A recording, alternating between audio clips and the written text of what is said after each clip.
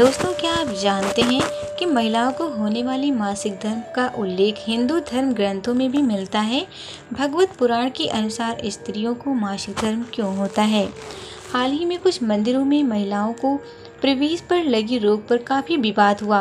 मंदिर के प्रमुख लोगों का कहना था कि मंदिर में महिलाओं के प्रवेश पर रोक लगाई जाए। दरअसल मंदिर प्रमुख का कहना है कि मासिक धर्म टेस्ट करने वाली मशीनों के चेक होने के बाद ही महिलाओं को मंदिर में प्रवेश की इजाज़त मिलेगी। उन्हें लगता है कि महिलाओं की शुद्धता का पता लगाना मुश्किल होता है। लेकिन क्या आप जानते हैं कि महिलाओं को होने वाले मासिक धर्म का उल्लेख हिंदू धर्म ग्रंथों में भी मिलता है?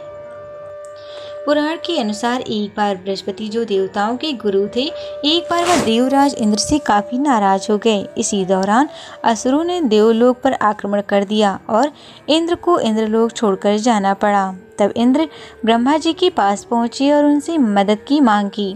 तब ब्रह्मा जी ने कहा कि इंद्रदेव, आपको किसी ब्रह्म ज्ञानी की सेवा करनी चाहिए, ऐसे में आपके दुख का निवारण होगा। तब इंद्र एक ब्रह्म ज्ञानी व्यक्ति की सेवा करने लगे, लेकिन वो इस बात से अनजान थे कि उस ब्रह्मज्ञानी की माता असुर थी। माता का असुरों के प्रति विशेष लगाव था। ऐसे में इंद्रदेव द्वारा अर्पित सारी हवन सामग्री जो देवताओं को अर्पित की जाती थी, वह ब्रह्मज्ञानी असुरों को चढ़ाया करते थे।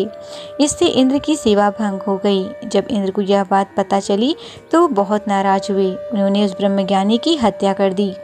हत्या करने से पहले इंद्र उस ब्रह्मज्ञानी को गुरु मानते थे और गुरु की हत्या करना घोर पाप है। इसी कारण उन्हें ब्रह्म हत्या का दोष भी लग गया।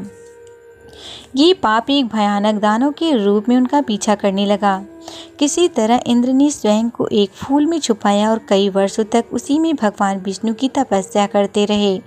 भगवान विष्णु प्रसन्न हुए और इंद्र को ब्रह्म हत्या के दोष से बचा लिया।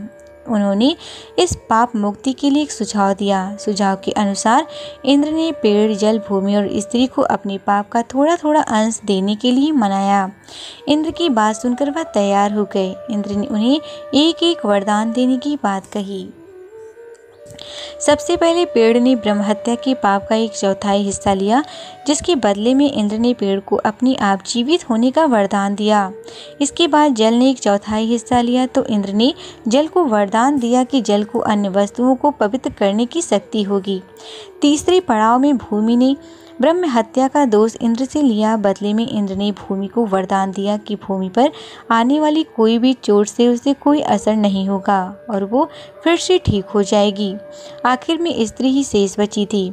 इंद्र का ब्रह्म हत्या का दोष स्त्री ने लिया। बदले में इंद्र ने स्त्री को वरदान दिया कि स्त्रियों को हर महीने मासिक धर्म होगा, लेकिन महिलाएं पुरुषों की अपेक्षा कई गुना ज्यादा काम का आनंद उठा सकेंगी।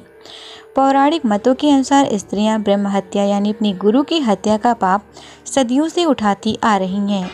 इसीलिए उन्हें मंदिरों में अपने गुरुओं के पास जाने की इजाज़त नहीं है। मान्यता है कि तभी से स्त्रियों में मासिक धर्म का होना शुरू। हालांकि आधुनिक युग में वैज्ञानिक मत को मानने वाले लोग इन बातों को गंभीरता से नहीं लेते हैं।